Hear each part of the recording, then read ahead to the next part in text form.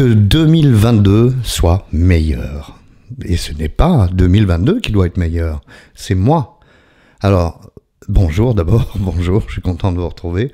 Je suis tombé sur ce panneau sur les réseaux sociaux qui disait que moi je devais m'améliorer. Alors, j'ai deux choses que j'ai envie de vous dire à ce sujet-là.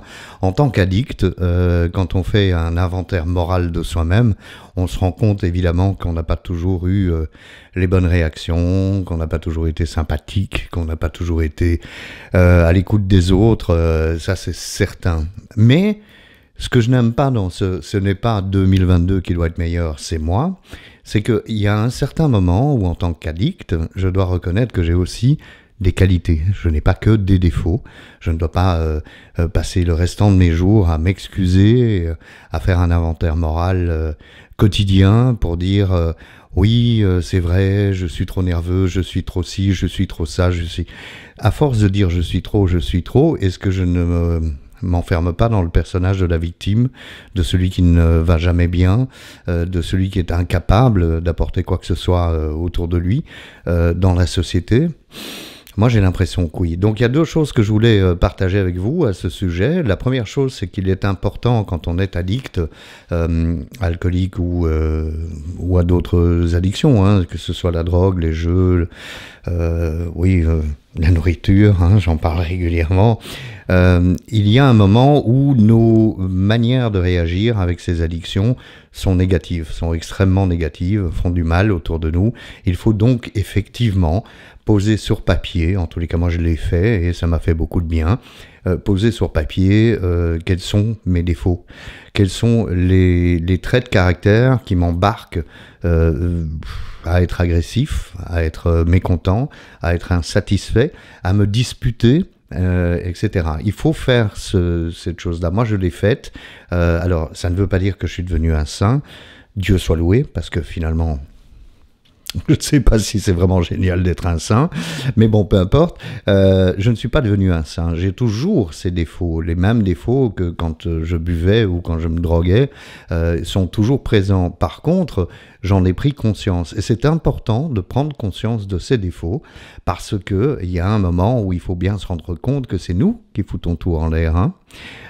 Bien sûr, en tant que consommateur quotidien d'alcool, j'ai dit et blâmé que c'était la faute des autres.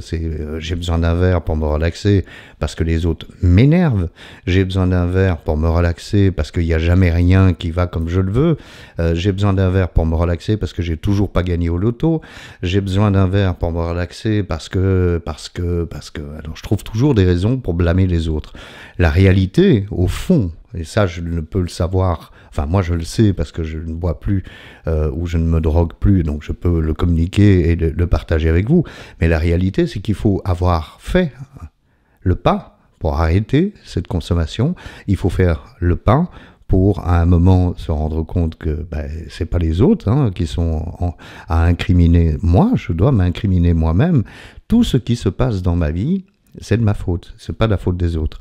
Tout ce qui se passe à cause de ma consommation, c'est de ma faute, c'est pas la faute de l'alcool. On peut pas non plus dire ah oui mais c'est parce que je bois de l'alcool, alors du coup je sais plus ce que je fais. Bah oui, il faut commencer par ne plus boire d'alcool pour reprendre un petit peu la maîtrise de sa vie. Donc ça c'est la première partie que je trouve extrêmement importante, c'est faire un inventaire de soi. Alors on peut continuer à faire cet inventaire comme certains programmes 12 étapes le suggèrent, en faisant le bilan de sa journée le soir, avant de s'endormir, on peut faire le bilan de sa journée en disant bon, est-ce que je me suis mal conduit, tiens, est-ce qu'il ne faudrait pas que je m'excuse auprès de quelqu'un? Mais là j'embraye directement sur la réalité de la vie quotidienne, c'est que depuis que moi j'ai arrêté de boire, que depuis que j'ai fait un inventaire, depuis que je suis en thérapie permanente, à travers ces vidéos quelque part, mais aussi avec une psychologue, eh bien je me rends compte aussi que je dois arrêter d'être une victime de tout, parce que sinon je vais de nouveau blâmer les autres ou la société pour mes insatisfactions. En fait, je dois voir le verre à moitié plein, c'est le cas de le dire, et voir le verre à moitié plein, c'est également me voir avec mes propres qualités. C'est-à-dire qu'il y a des choses que je fais très très bien, Il y a d'autres choses pour lesquelles je ne suis absolument pas doué. Il y a deux choses à voir dans les talents et les dons, etc. Un, c'est l'humilité. Parce que bon, on est né comme on est né, donc certains d'entre nous jouent parfaitement bien au tennis, d'autres savent pas toucher une balle. Bon, bah voilà, c'est comme ça.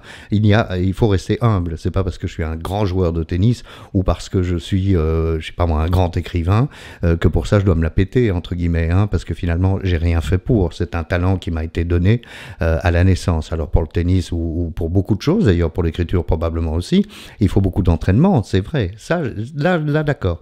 Là, je peux être moins humble en disant, bah je m'entraîne, je suis courageux, j'ai de la volonté, etc. Mais il faut rester humble, ça c'est la première chose. Et dans les qualités que je me reconnais, il faut aussi que je monte dans mon estime, ma propre estime de moi. Moi j'ai été toute ma vie jusqu'à vous savez, jusqu'à il n'y a pas si longtemps, hein, il y a quelques mois où que je commence à me sentir un peu mieux. J'ai été toute ma vie celui qui pensait qu'il était qu'une merde, qui ne savait rien faire et que tout ce que je le faisais en tous les cas beaucoup moins bien que les autres. Donc aujourd'hui, le message que j'ai envie de vous faire passer, c'est celui-ci. Oui, il faut s'améliorer, mais oui, il faut aussi reprendre confiance en soi, reprendre un petit peu le chemin de l'humilité et faire en sorte qu'on se rende compte que nous ne sommes pas seuls et que nous avons besoin d'aide, comme je le disais dans une vidéo précédente, mais que nous pouvons faire plein de choses nous-mêmes parce qu'on a des qualités, parce qu'on a des talents. Alors, il ne faut pas se voiler la face, il faut faire un inventaire de ses défauts, il faut faire un inventaire de sa vie. Hein. Jusqu'ici, est-ce que le fait de me jeter dans la drogue, l'alcool ou le jeu, ou peu importe, de me jeter dans une addiction destructrice a fait du mal aux autres? Si oui, bah, il va falloir quand même faire quelque chose, non ? Mais c'est surtout aussi que ça me fait du mal à moi. Donc, est-ce que je n'arrêterai pas de me faire du mal? Est-ce que j'arrêterai pas de me détruire? Alors, c'est très facile de vous dire arrêtez de vous détruire, alors que moi, je continue en prenant du poids à faire exactement la même chose. Finalement, me détruire, c'est pas bon hein, pour la santé de prendre du poids. Alors, c'est nettement moins grave, entre guillemets, que certaines drogues ou que l'alcool, mais ça ne reste pas bon. Mais je pense qu'il faut effectivement, dans cette phrase, que 2022 soit meilleur. D'abord, 2022, c'est une année. Alors, l'année, c'est un calendrier. Le calendrier, c'est un concept. Chaque jour de n'importe quelle année, c'est une journée. Donc ça, c'est concret. C'est très concret parce qu'il y a la nuit, il y a le jour, en fonction de là où on est sur la planète, de la rotation, etc., etc. Mais le reste, ce sont que des concepts. Donc, il ne faut pas voir 2022 comme l'année où je vais prendre des bonnes résolutions, où je vais faire ceci, où je vais faire cela. Aujourd'hui, je peux faire quelque chose pour m'améliorer, mais pour m'améliorer pour les autres, pour arrêter de leur faire du mal, si tant est que je leur fais du mal, et pour moi-même, reprendre ma vie en main. Reprendre ma vie en main, c'est simplement se rendre compte que je ne suis pas une merde, j'ai des qualités, j'ai parfois même des talents, et que je peux mettre tout ça à profit correctement, plutôt que de m'enfoncer la tête dans le sable, à ne pas voir que j'ai un problème avec ma consommation de produits, quel que soit le produit, ou ma consommation d'habitude, hein, pour le jeu par exemple, et donc je sors la tête du sable, et je me dis, ah bah oui, ce mec, finalement, dont je regarde les vidéos, il a raison. Si j'arrête de blâmer les autres, que je change mon cerveau de côté et que je commence à voir avec une vue différente, ben je m'aperçois que la vie peut être super chouette. Et c'est ce que je suis en train de vivre, figurez-vous. Depuis que je fais ces vidéos, donc ça fait à peu près 2 ans, eh bien je m'aperçois qu'en fait j'ai toutes les raisons d'être heureux, de ne pas alimenter mon côté Dr Jekyll et Mr Hyde, hein. Il faut surtout que je reste Dr Jekyll, que je ne redevienne pas Mr Hyde. Il ne faut pas que j'alimente ce côté sombre, que j'alimente ce côté insatisfait. C'est jamais assez bon, il faut que je change de pays, change de femme, change de boulot, change de quoi. Il n'y a rien à changer, tout va bien, mais il faut effectivement prendre conscience que parfois je me conduis mal et donc il faut faire un inventaire et il faut prendre conscience aussi que non, je ne suis pas une merde. Voilà. Je ne sais pas si ça vous sert à quelque chose, mais en tous les cas ça me fait du bien de vous le raconter, mais j'aimerais vraiment beaucoup que tous les addicts qui regardent ces vidéos prennent conscience que oui, vous avez du talent. Chacun d'entre nous a des talents et a des qualités. Il faut aussi absolument rester conscient de ça, pas uniquement se flageller en disant « Oh merde, qu'est-ce que j'ai fait dans ma vie, j'ai fait souffrir un tel et un tel ». Il faut s'excuser, sincèrement, il faut aimer sincèrement, mais il faut aussi s'aimer sincèrement. Voilà, à la semaine prochaine.